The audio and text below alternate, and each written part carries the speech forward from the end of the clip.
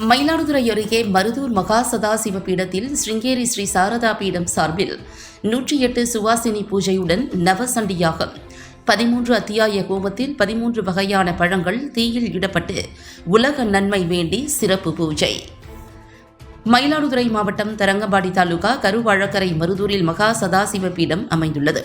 இங்கு ஸ்ருங்கேரி ஸ்ரீ சாரதா பீடம் சார்பில் 108 சுவாசினி பூஜையுடன் நவசண்டி யாகம் நடத்தப்பட்டது. விழாவினையொட்டி அஷ்டாதஜபுஜ மகாலட்சுமி துர்காதேவி சன்னதி முன்பு 108 பெண்கள் திருவிளக்கு பூஜை நடத்தினர்.